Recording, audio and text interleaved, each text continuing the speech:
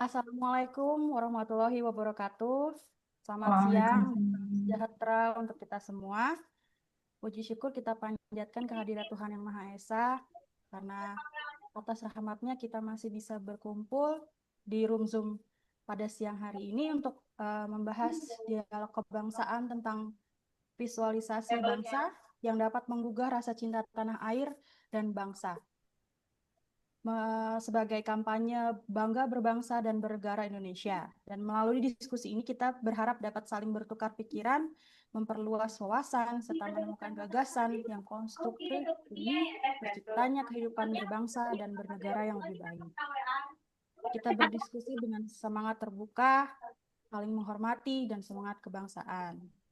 Saya akan mempersilahkan teman-teman semua memaparkan latar belakang asal daerah dan juga sesuai dengan tema pada siang hari ini, dan pemaparan cukup 1 atau sampai 2 menit, dimulai dari Kak Zahrina. Kak Zahrina, dipersilahkan. Oke, terima kasih Kak Maria. Halo teman-teman, perkenalkan nama saya Zahrina Amalia. Nah, saya ini kelahiran Batam. Jadi gini, Batam itu letaknya dekat sama Singapura dan Malaysia. Jadi bisa nyebrang langsung pakai kapal, paling cuma 30 menit sampai sejam. Deket banget ya. Jadi bisa menjadi gerbang masuk internasional. Jadi di situ di Batam, di pulau kecil itu mempunyai bandara internasional yang masuk menjadi salah satu terbesar di Sumatera. Nah, terus juga di Batam itu punya banyak kawasan industri. Jadi banyak banget pabrik-pabrik yang berinvestasi di pulau itu. Jadi banyak banget lapangan pekerjaan. Terus juga UMKM-nya berkembang dari kuliner, kerajinan tangan, pokoknya bagus banget ekonomi di sana. Terus juga untuk keindahan alam itu juga sangat bagus karena dia pulau dikelilingi oleh laut ya. Jadi itu banyak banget pantai-pantai bagus, cocok untuk liburan keluarga. Terus juga kulinernya gimana? Kulinernya bagus bang, apa banyak. Kalau ke Batam jangan lupa untuk coba seafood. eh, Seafoodnya kayak gonggong. Gonggong itu kayak seafood laut yang mungkin banyak di Batam. Terus ada kepiting, udang, banyak pokoknya. Terus juga untuk keragaman warga di sana itu sangat beragam. Bahkan sepertinya banyak suku-suku Indonesia dari seluruh Indonesia tuh ada di sana. Saya dulu tinggal di sana punya tetangga bisa dari Jawa, bisa dari Sunda, bisa dari Batak. Bahkan warga-warga asing yang menikah dengan orang Indonesia juga banyak. Jadi saya bisa punya banyak teman juga warga asing seperti itu, Kak. Mungkin Wah, segitu aja. menarik ya Kak, menarik Kak. Iya. Eh, Tentang teman warga asing, waktu kakak tinggal di sana, apa teman kakak itu eh, belajar gitu bahasa Indonesia? Karena kan berarti dia tinggal di Indonesia kan pada saat itu. Kalau belajar bahasa Indonesia pasti ya, soalnya kan di mana kita tinggal itu kan biasanya tetap harus menjalankan norma setempat. Terus juga bahasa Indonesia kan juga bahasa negara ya, jadi bahasa pemersatu bangsa yang harus dijaga dan dilestarikan. Jadi kita tetap walaupun dia warga asing, dia tetap belajar nih, belajar bahasa Indonesia. Terus juga berbahasa Indonesia itu kan juga untuk kita warga Indonesia itu sebagai salah satu bentuk dari rasa cinta tanah air. Wah, bener Kak, setuju. Jadi kita harus tetap gunakan bahasa Indonesia sebagai bahasa pemersatu bangsa, karena semakin berkembang zaman, banyak anak-anak muda yang lebih mengutamakan bahasa asing. Bukan berarti kita mendiskriminasi bahasa asing, cuman ada baiknya di mana kita tinggal di situ, kita utamakan bahasa Indonesia sebagai bahasa sehari-hari gitu, bahasa pemersatu, bahasa negara digunakan di Indonesia. Oke, terima kasih Kak Zahrina. Sama-sama, Selanjutnya kita Kak. dengarkan pemaparan dari KST untuk KST dipersilakan. Oke, terima kasih Kak Maria. Hmm. Perkenalkan, nama saya Esti. Kebetulan saya lahir di Brebes. Saya akan menceritakan sedikit ya mengenai Brebes. Brebes itu berada di wilayah perbatasan antara Provinsi Jawa Barat dan Jawa Tengah. Jadi di Brebes itu ada yang menggunakan dua bahasa, ada yang Sunda, ada yang Jawa. Kebetulan di tempat saya menggunakan bahasa Jawa, yang mana kalian pasti tahu ya, Jawanya tuh ngapak, keras, dan kasar kelihatannya. Padahal mah memang seperti itu sih intonasinya. Brebes sendiri terkenal dengan bawang merahnya. Kebetulan ya, Brebes itu pada tanggal 27 sampai 28 lalu itu mengadakan festival lumbung bawang dengan mengekspor ke tiga negara, yaitu Thailand, Singapura, dan Vietnam. Sebetulnya melihat ini itu bagus sekali ya untuk Indonesia perkembangannya di internasional, karena selain bisa petani bawang itu bersaing di domestik, tapi juga bisa ternyata memasuki pasar internasional sendiri. Gitu Kak Maria. Wah, ini ya bagus ya daerahnya berarti bisa punya komoditi yang menonjol gitu untuk bisa dipasarkan bahkan sampai ke internasional. Terus ada Ya. festivalnya juga. Berarti kan di sini menunjukkan masyarakatnya itu ada keinginan untuk maju gitu secara ekonomi, secara finansial. Berarti mereka ingin mandiri, nggak bergantung sama orang lain atau bahkan negara lain ya kan. Karena kan masyarakat yang mandiri dan eh, tidak bergantung kepada siapapun itu berarti dia mandiri secara ekonomi dan finansial otomatis membantu negara kita Indonesia itu untuk juga semakin maju gitu.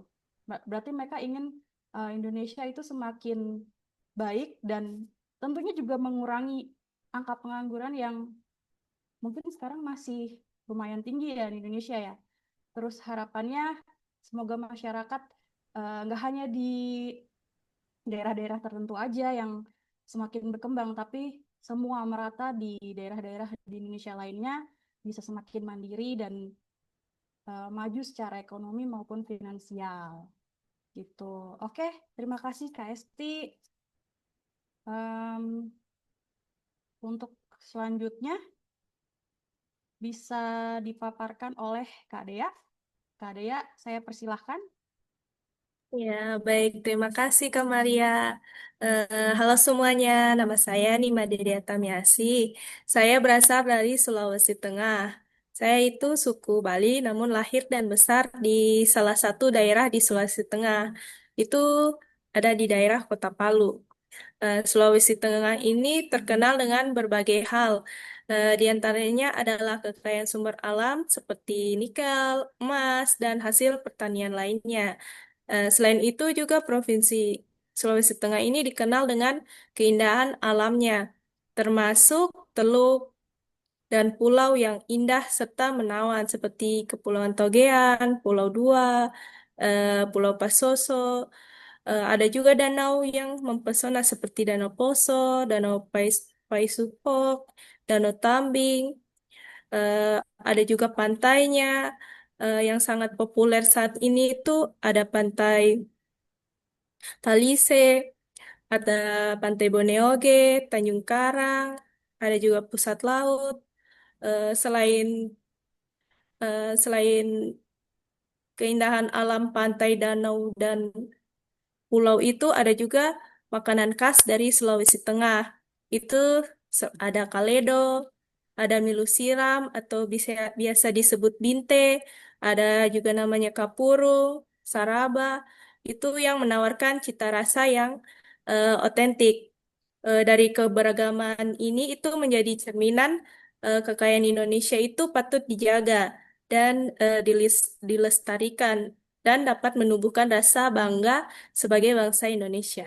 Mungkin sekian Kak Maria. Baik, Kak Dea. Wah, ternyata banyak ya potensinya dari daerah Palu sendiri. Selain wisata Iya, alam, ada makanan juga. Nah, tapi kan di beberapa daerah ini masih jarang ya, Kak, tempat makan yang mengangkat tema khas Palu. Nah, menurut Kakak sendiri gimana caranya sih supaya makanan khas Palu ini bisa semakin dikenal oleh orang-orang dari daerah lain gitu? Ya, tentunya agar makanan khas Palu ini dikenal oleh kalangan lain ataupun di luar daerah lain itu tentunya harus dibuka tempat makanan khas Palu itu di luar Pulau Sulawesi Tengah atau di berbagai daerah supaya orang-orang itu semakin tahu bahwa Palu itu juga mempunyai makanan khas yang sangat enak dan dapat diterima oleh semua kalangan. Menurut saya juga semakin banyak dikenalnya makanan khas daerah, maka hal itu juga merupakan salah satu cara untuk dapat menjaga dan melestarikan budaya Indonesia. Terima kasih.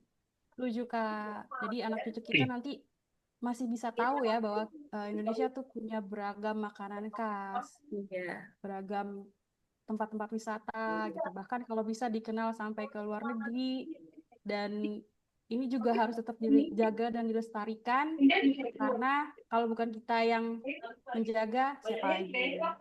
Nah, selanjutnya kita dengarkan pemaparan dari Kak Faldi. Untuk Kak Faldi, dipersilahkan. Terima kasih, Kak Dea. Oke, terima kasih Kak Mar untuk kesempatannya. Teman-teman, perkenalkan ya, nama saya Novaldi Dwi Purnama. Jadi, saya ini berasal dari sebuah kota kecil ya di Jawa Barat. Dan saking kecilnya kota ini, jujur saya bingung buat cerita apa. Tapi balik lagi, saya besar dan lahir di sini. Dan saya tetap cinta dengan kota ini. Kota ini bernama Cianjur, teman-teman.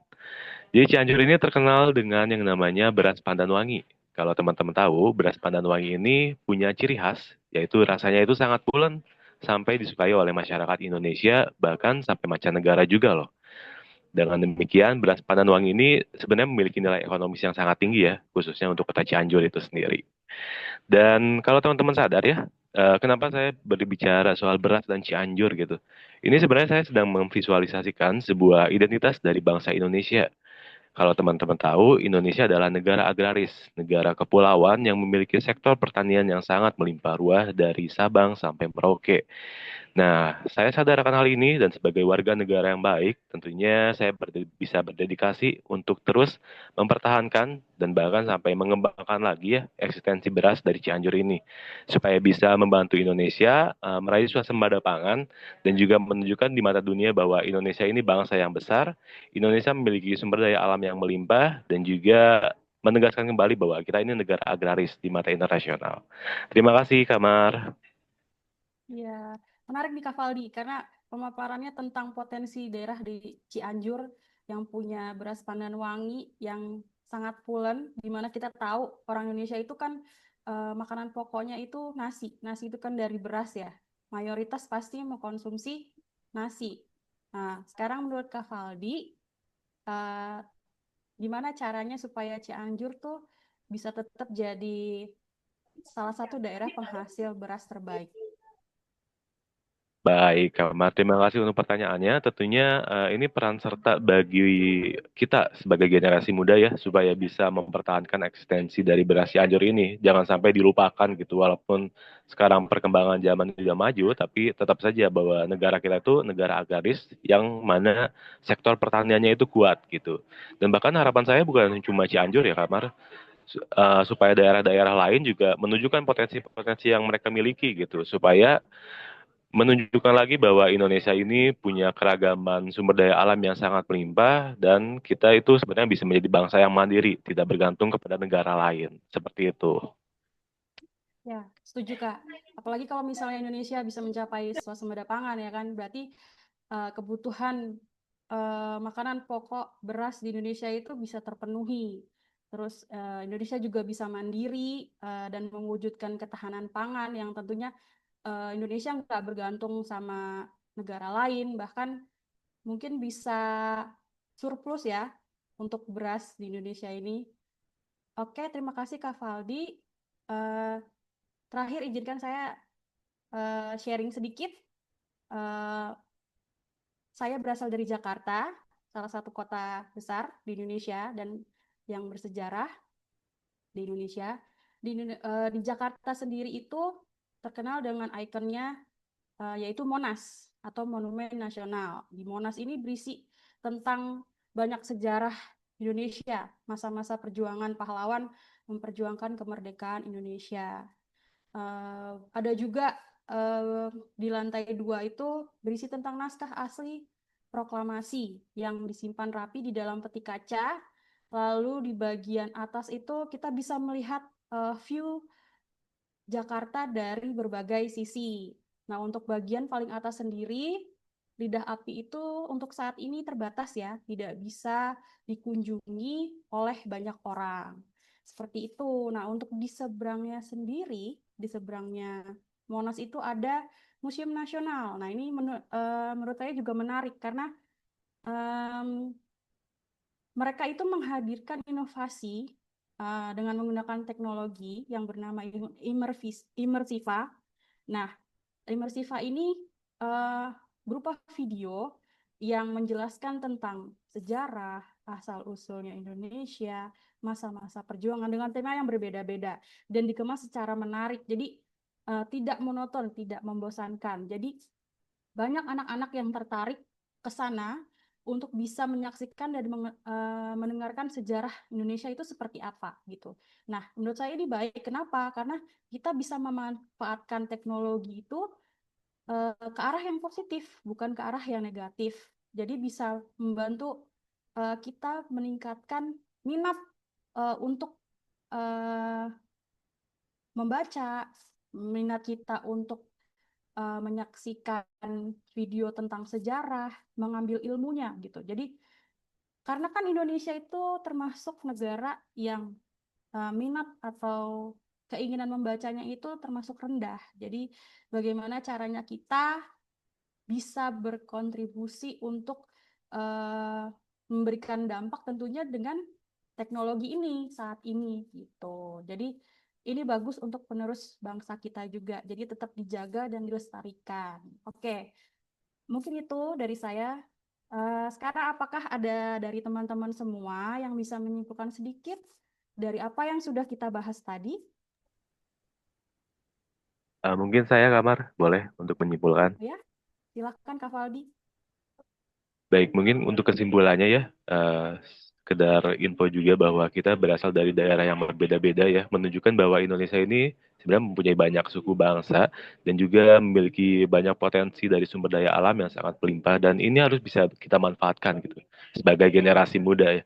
Walaupun mungkin perjuangannya beda dengan zaman dulu, dengan zaman sekarang mungkin kita harus bisa lebih lagi menyesuaikan dengan perkembangan zaman dan memahami potensi daerah ini dengan mengembangkannya menggunakan teknologi-teknologi yang terbaru untuk bisa menarik minat orang mempelajari sejarah Indonesia. Nah, seperti itu kabar kira-kira. Wah, menarik Kak ya. Kesimpulannya saya juga setuju. Dari tadi ada yang bahas masalah makanan, potensi daerah, gimana caranya kita bisa maju secara finansial, secara ekonomi, bisa mandiri, tidak bergantung pada negara lain, tidak bergantung kepada orang lain gitu. Dan tentunya Indonesia bisa semakin maju, jadi kita bisa terus berbangga, berbangsa, bernegara Indonesia, di mana kita lahir, kita dibesarkan, dan kita sebagai CPNS ini saat ini diharapkan untuk bisa berkontribusi dan bisa berdampak, bermanfaat untuk instansi kita, untuk negara kita, untuk masyarakat, melayani masyarakat dengan setulus hati, tidak ada diskriminasi, juga memberikan dampak positif yang banyak untuk orang-orang di sekitar kita. Oke, sekian. Saya mohon maaf kalau ada kata-kata saya yang salah.